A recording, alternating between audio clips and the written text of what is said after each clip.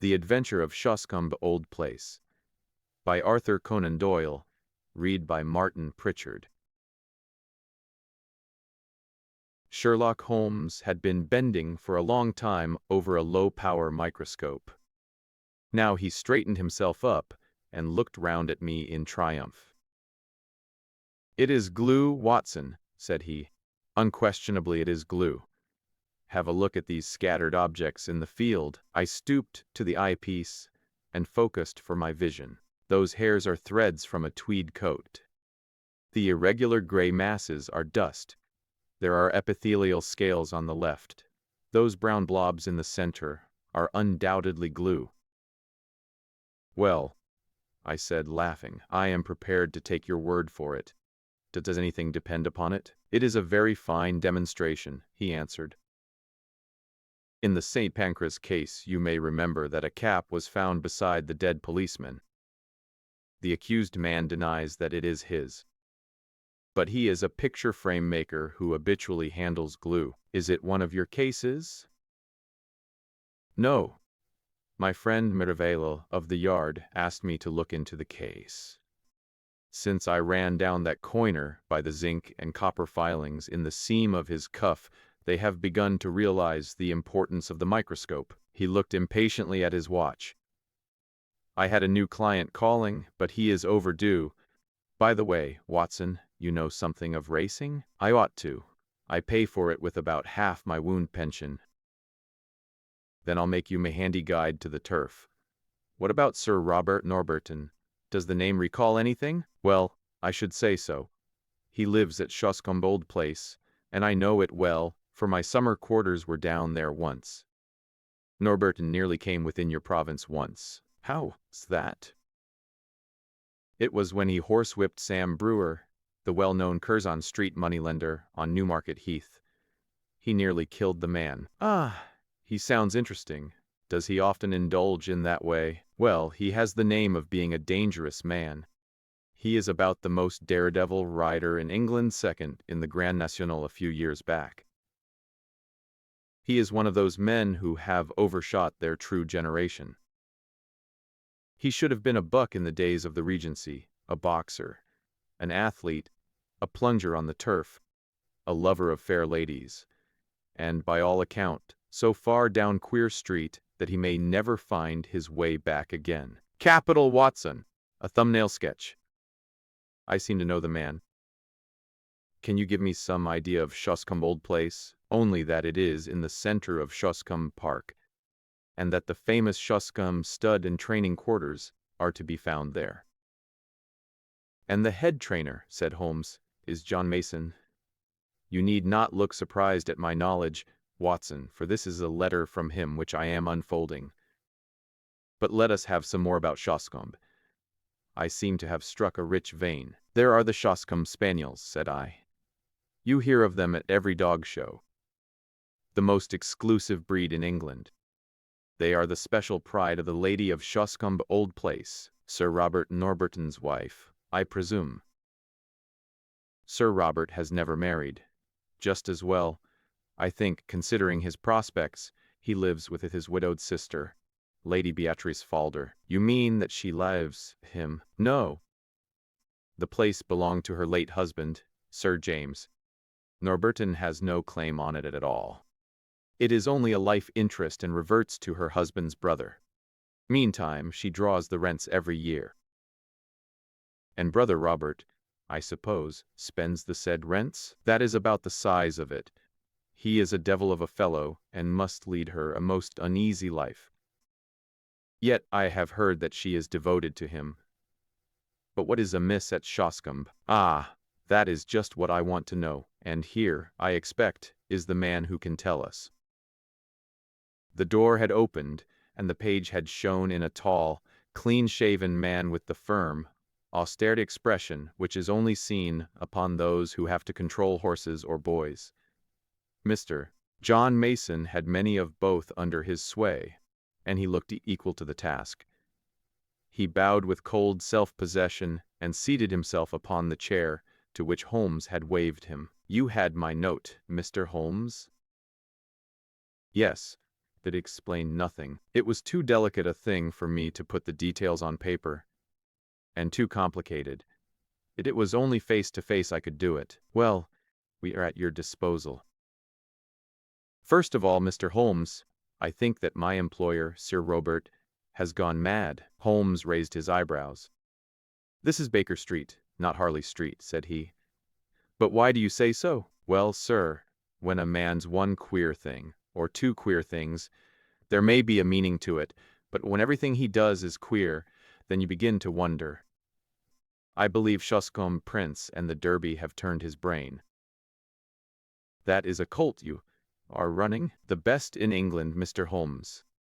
I should know if anyone does. Now I'll be plain with you, for I know you are gentlemen of honor, and that it won't go beyond the room. Sir Robert has got to win this Derby. He's up to the neck, and it's his last chance. Everything he could raise or borrow is on the horse, and at fine odds, too. You can get 40s now. But it was nearer the 100 when he began to back him. But how is that the horse is so good? The public don't know how good he is. Sir Robert has been too clever for the touts. He has the prince's half-brother out for spins. You can't tell him apart. But there are 2 lengths in a furlong between them when it comes to a gallop. He thinks of nothing but the horse and the race. His whole life is on it. He's holding off the Jews till then. If the prince fails him, he is done. It seems a rather desperate gamble. But where does the madness come in? Well, first of all, you have only to look at him. I don't believe he sleeps at night. He is down at the stables at all hours. His eyes are wild. It has all been too much for his nerves. Then there is his conduct to Lady Beatrice. Ah, what is that? They have always been the best of friends. They had the same tastes, the 2 of them, and she loved the horses as much as he did. Every day at the same hour she would drive down to see them. And, above all, she loved the prince. He would prick up his ears when he heard the wheels on the gravel, and he would trot out each morning to the carriage to get his lump of sugar. But that's all over now. Why? Well, she seems to have lost all interest in the horses. For a week now she has driven past the stables with never so much as good morning. You think there has been a quarrel? And a bitter, savage, spiteful quarrel at that. Why else would he give away her pet spaniel that she loved as if he were her child? He gave it a few days ago to old Barnes. What keeps the Green Dragon? 3 miles off, at Crendell. That certainly seems strange. Of course, with her weak heart and dropsy one couldn't expect that she could get about with him. But he spent 2 hours every evening in her room. He might well do what he could, for she has been a rare good friend to him. But that's all over, too. He never goes near her. And she takes it to heart. She is brooding and sulky and drinking. Mr. Holmes drinking like a fish. Did she drink before this estrangement? Well, she took her glass, but now it is often a whole bottle of an evening. So Stephens, the butler, told me. It's all changed, Mr. Holmes, and there is something damned rotten about it. But then, again, what is Master doing down at the old church crypt night? And who is the man that meets him there? Holmes rubbed his hands. Go on, Mr. Mason. You get more and more interesting. It was the butler who saw him go, 12 o'clock at night and raining hard. So next night I was up at the house, and sure enough, Master was off again. Stephens and I went after him, but it was jumpy work, for it would have been a bad job if he had seen us. He's a terrible man with his fists, if he gets started, and no respecter of persons. So we were shy of getting too near. But we marked him down, all right. It was the haunted crypt that he was making for, and there was a man waiting for him there. What is this haunted crypt? Well, sir, there is an old ruined chapel in the park. It is so old that nobody could fix its date. And under it there's a crypt which has a bad name among us. It's a dark, damp, lonely place by day, but there are few in that county that would have the nerve to go near it at night. But master's not afraid. He never feared anything in his life. But what is he doing there in the night time? Wait a bit, said Holmes. You say there is another man there? It must be one of your own stablemen, or someone from the house.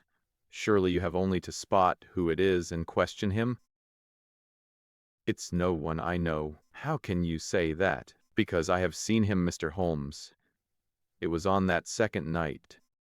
Sir Robert turned and passed us, me and Stephens, quaking in the bushes like two bunny rabbits, for there was a bit of moon that night.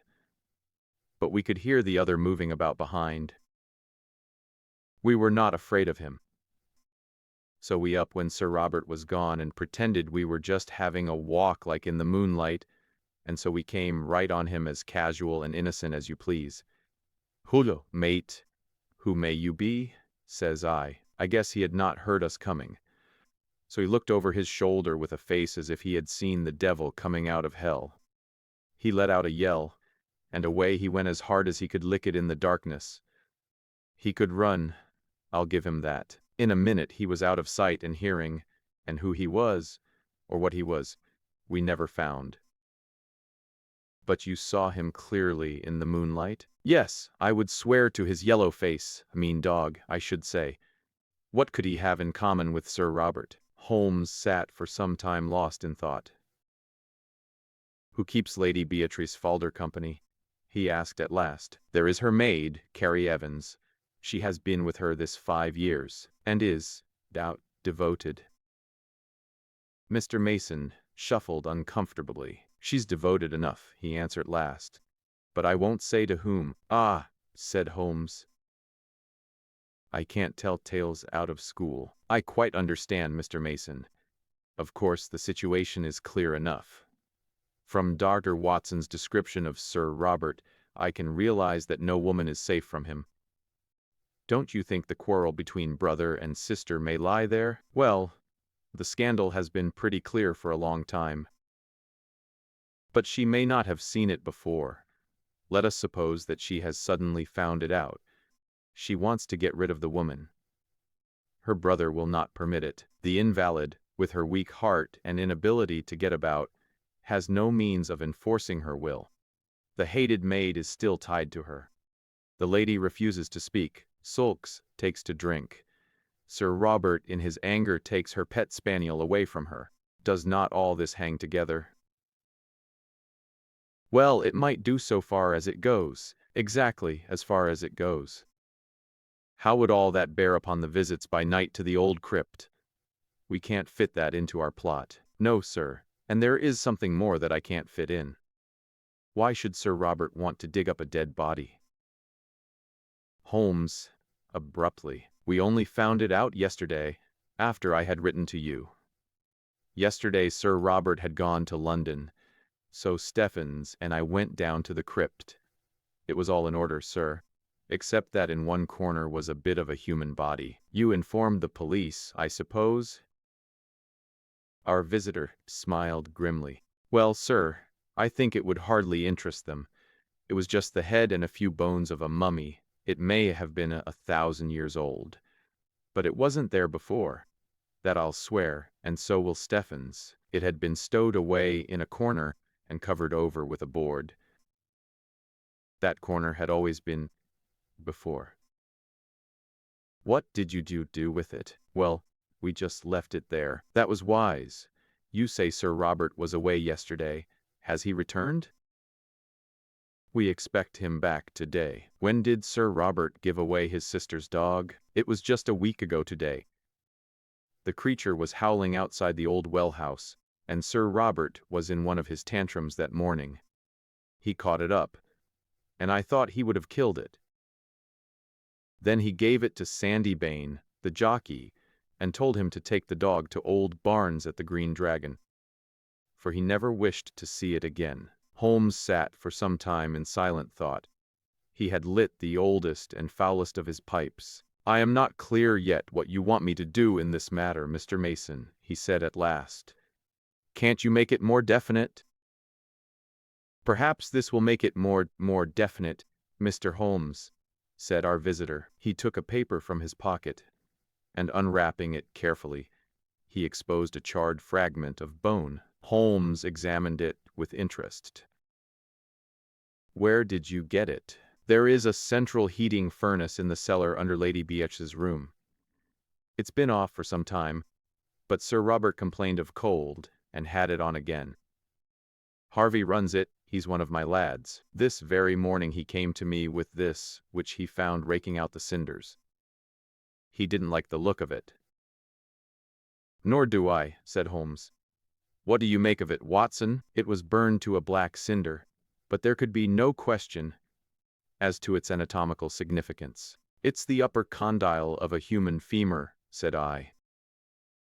"Exactly." Holmes had become very serious.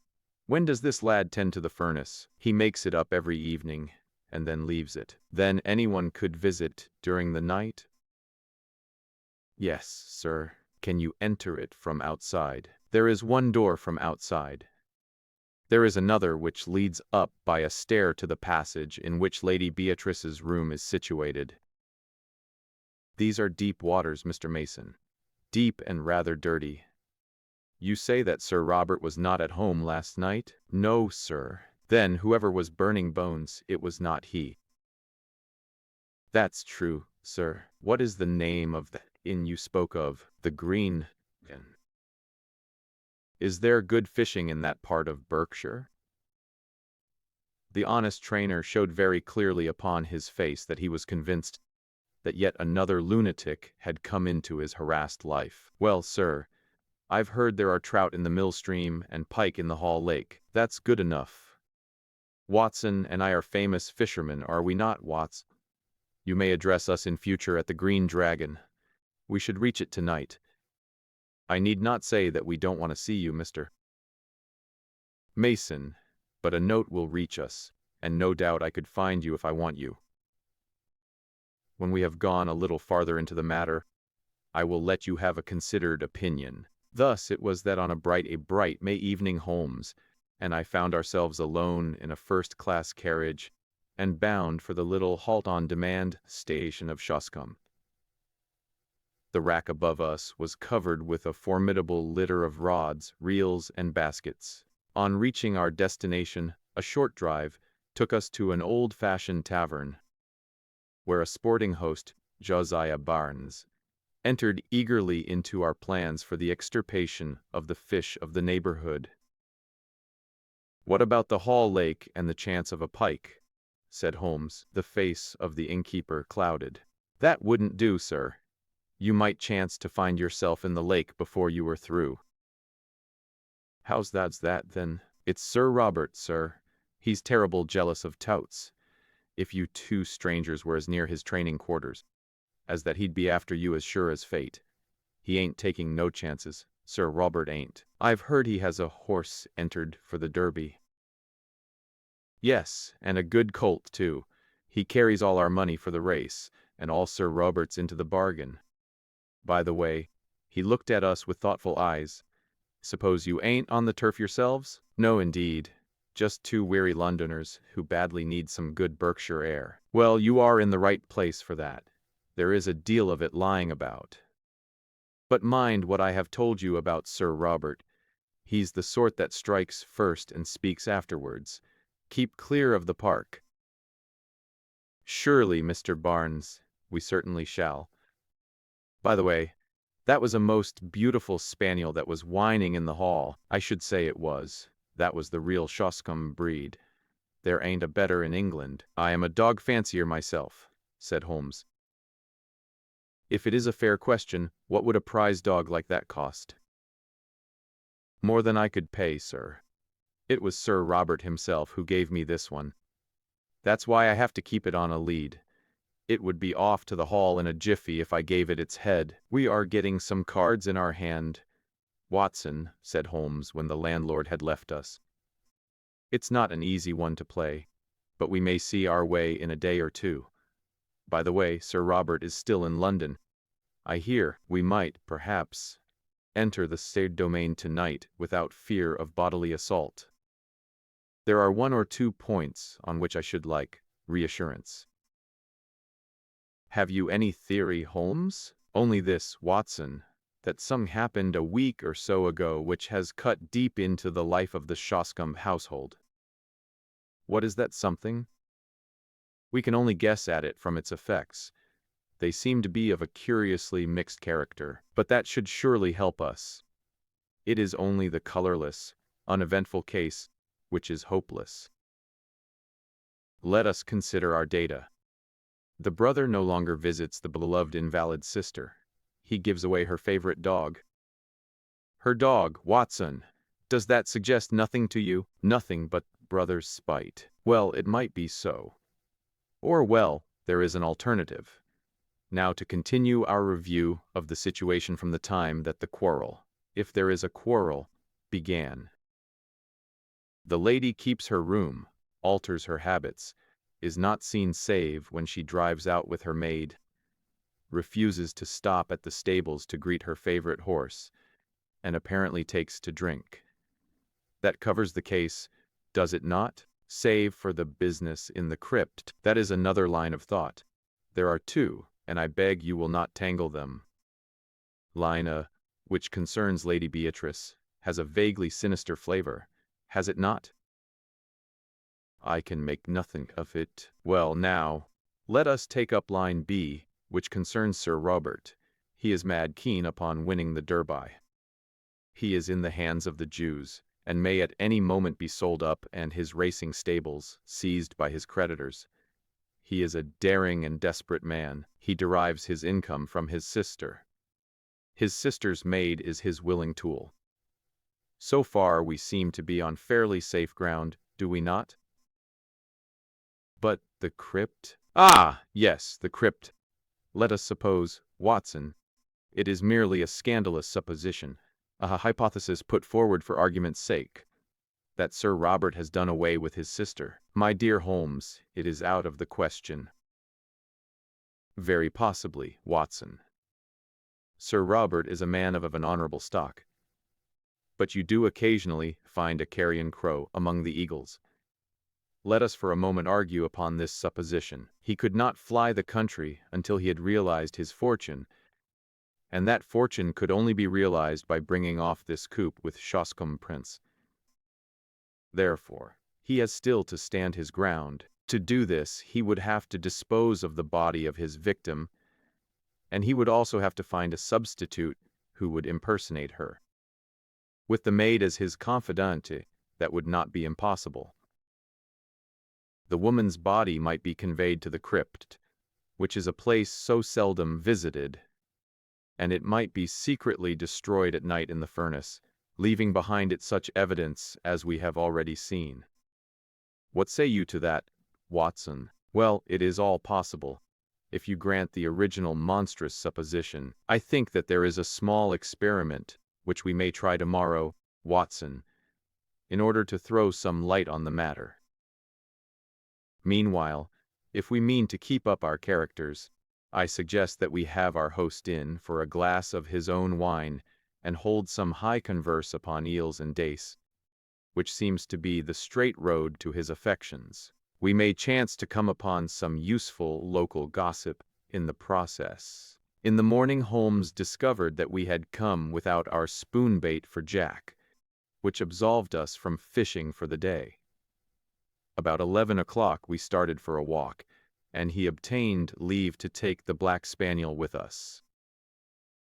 This is the place, said he as we came to two high park gates with heraldic griffins towering above them. About midday, Mr. Barnes informs me, the old lady takes a drive, and the carriage must slow down while the gates are opened. When it comes through, and before it gathers speed, I want you, Watson, to stop the coachman with some question. Never mind me. I shall stand behind this holly bush and see what I can see. It was not a long vigil. Within a quarter of an hour, we saw the big open yellow barouche coming down the long avenue, with two splendid, high-stepping gray carriage horses in the shafts. Holmes crouched behind his bush with the dog. I stood unconcernedly swinging a cane in the roadway. A keeper ran out and the gates swung open. The carriage had slowed to a walk, and I was able to get a good look at the occupants. A highly colored young woman with flaxen hair and impudent eyes sat on the left. At her right was an elderly person with rounded back and a huddle of shawls about her face and shoulders, which proclaimed the invalid.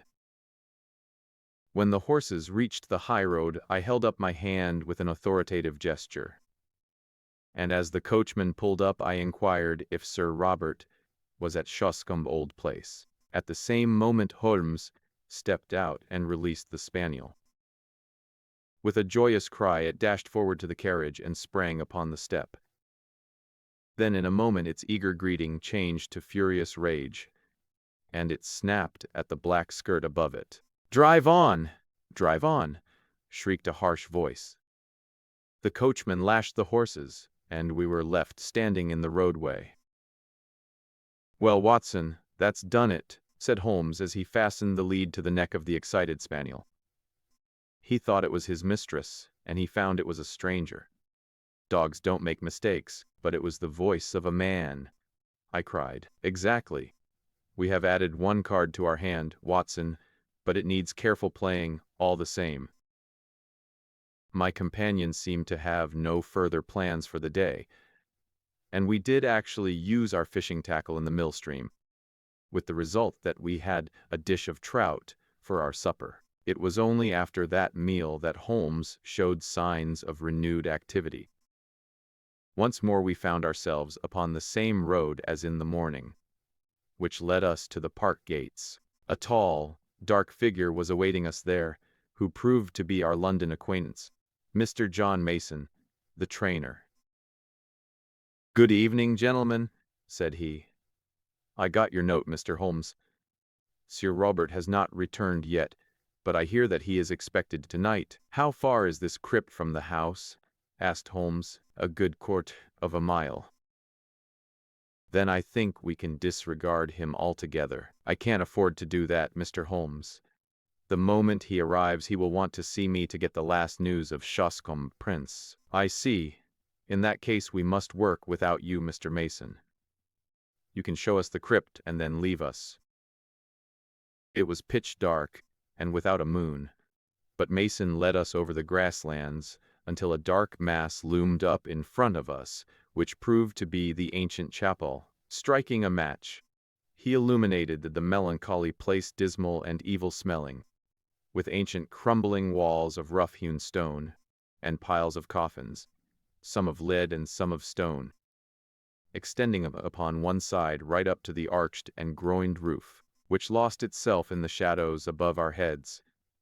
Holmes had lit his lantern, which shot a tiny tunnel of vivid yellow light upon the mournful scene. Its rays were reflected back from the coffin plates, many of them adorned with the griffin and coronet of this old family, which carried its honors even to the gate of death. "You spoke of some bones, Mr. Mason. Could you show them before you go?" "They are here in this corner." The trainer strode across, and then stood in silent surprise as our light was turned upon the place. "They are gone," said he. "So I expected," said Holmes, chuckling. "I fancy the ashes of them might even now be found in that oven, which had already consumed a part. But why in the world would anyone want to burn the bones of a man who has been dead 1,000 years? asked John Mason. "That is what we are here to find out," said Holmes. "It may mean a long search, and we need not detain you. I fancy that we shall get our solution before morning." When John Mason had left us, Holmes set to work making a very careful examination of the graves, ranging from a very ancient one, which appeared to be Saxon, in the center, through a long line of Norman Hugos and Odos, until we reached the Sir William and Sir Denis Falder of the 18th century. It was an hour or more before Holmes came to a leaden coffin standing on end before the entrance to the vault. I heard his little cry of satisfaction, and was aware from his hurried but purposeful movements that he had reached a goal. With his lens, he was eagerly examining the edges of the heavy lid. Then he drew from his pocket a short jemmy, a box opener, which he thrust into a chink, levering back the whole front, which seemed to be secured by only a couple of clamps. There was a rending, tearing sound as it gave way, but it had hardly hinged back and partly revealed the contents before we had an unforeseen interruption. Someone was walking in the chapel above. It was the firm, rapid step of one who came with a definite purpose and knew well the ground upon which he walked. A large stable lantern, which he held in front of him, shone upward upon a strong, heavily mustached face and angry eyes, which glared round him into every recess of the vault, finally fixing themselves with a deadly stare upon my companion and myself. "Who the devil are you?" he thundered. "And what are you doing upon my property?" Then, as Holmes returned no answer, he took a couple of steps forward and raised a heavy stick which he carried. "Do you hear me?" he cried. "Who are you? What are you doing here?" His cudgel quivered in the air. But instead of shrinking, Holmes advanced to meet him. "I also have a question to ask you, Sir Robert," he said in his sternest tone. "Who is this? And what is it doing here?" He turned and tore open the coffin lid behind him.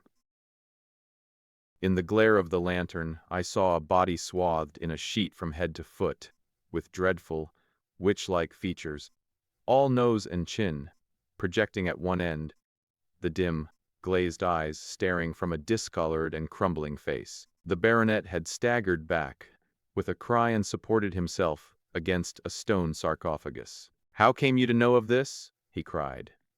And then, with some return of his truculent manner, "What business is it of yours?"